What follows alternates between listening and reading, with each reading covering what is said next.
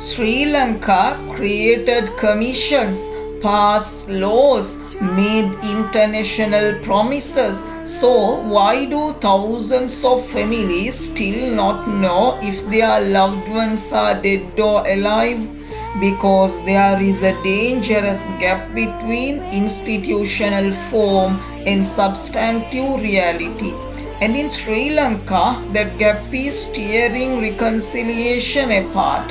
This conflict didn't start overnight. From 1948, Tamil citizens were systematically disenfranchised, language rights stripped, political representation crushed.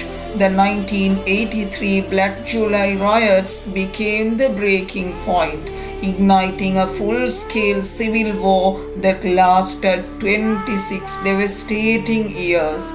The war ended on 18th May 2009, but the deeper wounds, disappearances, land seizures, sexual violence, military occupation of civilian homes were never truly addressed. The civil war ended, reconciliation never actually began. Post 2009, Sri Lanka looked busy on paper. Commissions were established, constitutional amendments passed, international commitments signed, but here is the uncomfortable truth.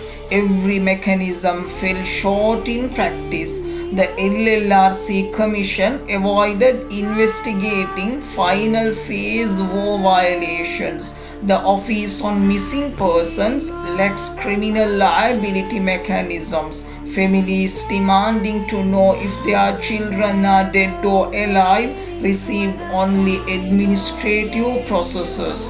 The Office for Reparations risked being seen as simply buying victims silent. In the 13th Amendment on Devolution, military governors still retain overriding authority over civilian land. Truth without accountability is just empty testimony. Reparations without justice are just buying silence. Peace without truth is just enforced silence. Two crises keep reconciliation permanently out of reach. Number one, the militarized North and East. Heavy military presence in civilian areas continue to restrict daily life and economic activity long after war. Genuine demilitarization means returning land, restoring civilian administration, and dismantling permanent securitization.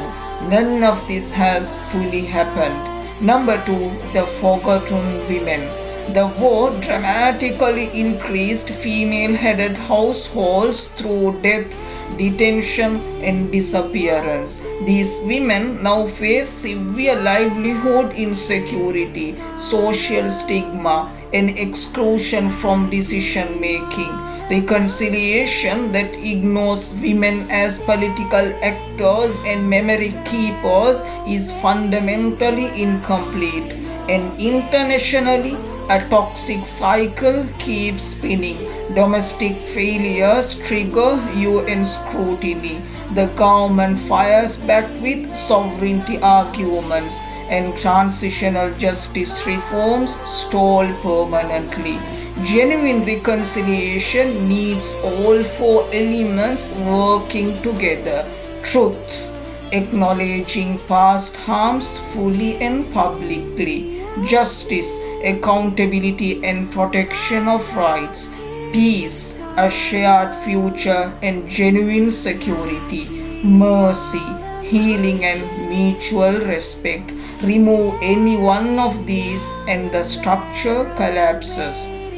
Truth without justice becomes empty testimony. Justice without peace becomes revenge. Peace without truth becomes silence. Mercy without accountability becomes impunity. The world's lessons confirm this. South Africa, Rwanda, Northern Ireland, no single mechanism works alone. Reconciliation cannot be measured by institutions created, offices opened, or international pledges signed. It is measured by one thing alone: whether victims receive truth, whether perpetrators are held accountable, whether displaced people recover their land, whether citizens can trust their state again. Sri Lanka must stop managing international pressure and start addressing domestic pain. Without substantive justice, reconciliation remains an empty slogan. With it, it becomes the true architecture of shared future.